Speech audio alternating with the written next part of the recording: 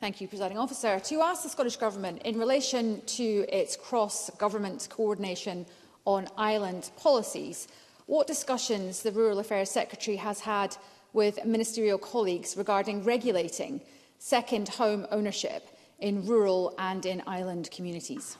Minister Paul McLennan. Thank you, Presiding Officer. The Cabinet Secretary for Rural Affairs, Land Reform and Islands regularly engages with colleagues on a variety of issues, and I personally look forward to working with her on the important issue of rural housing. Second homes bring benefits to those who own them and businesses they support. However, in some communities they can impact the availability of homes to meet local needs, and it's important we take action to pursue a fair balance. That's why just recently we published a joint consultation with COSLA seeking views on giving powers to local authorities to increase the rate of council tax on second and empty homes. Regan. I thank you for that answer. The consultation on raising council tax for second homes is welcome. However, I fail to see how that policy will have any impact on the numbers of second homes, which we know can be an issue. The Highlands is the most affected area for second homes. Ullapool is one of many towns that are affected, and the Community Trust recently described the lack of housing supply there as a real and persistent crisis. Second homes, of course, reduce available stock for local families and can push up prices well beyond the reach of key workers. And then businesses and the public sector then struggle to attract staff as there's just no housing available for workers. One solution may be to allow councils in these hotspot areas to limit second home numbers. So will the Government commit to looking seriously at this option? Minister. Can I thank Regan for that question? There's a few things I think the Government is looking at just now. We will publish an action plan for housing in remote, rural and island areas that will include up to £25 million from our affordable homes budget to allow suitable properties, including empty houses, to be purchased on long leased and turned into affordable homes for key workers and others. And I think that's an important point that she raised, and it's something I've been engaging with other ministers about already today. So we recognise that good quality affordable housing is essential to help attract and retain people in Scotland's remote and rural communities.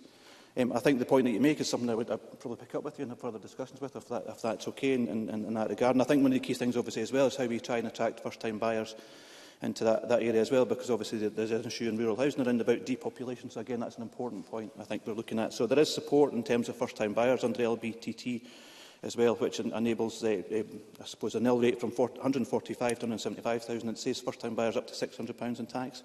But it's a complex issue, and there are a number of things we need to look at in terms of that.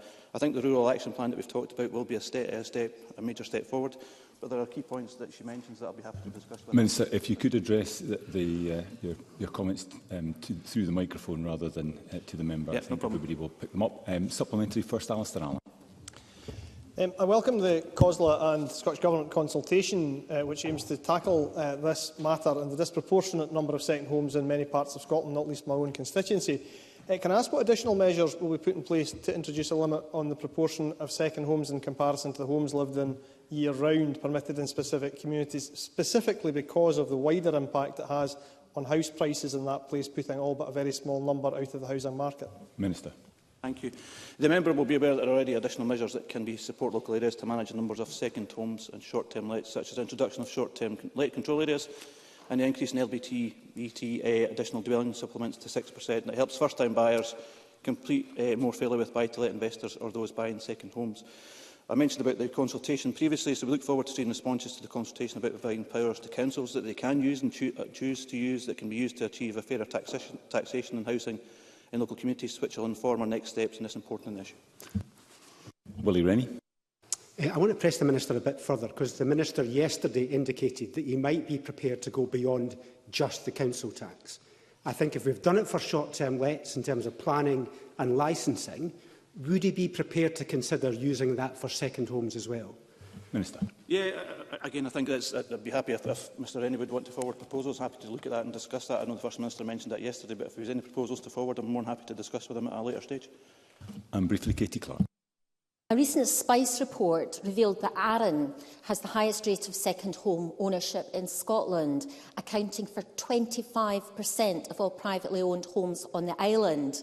Only 11% of Arran's housing stock is available for affordable rents, and of course rents on the island are more expensive than on the mainland.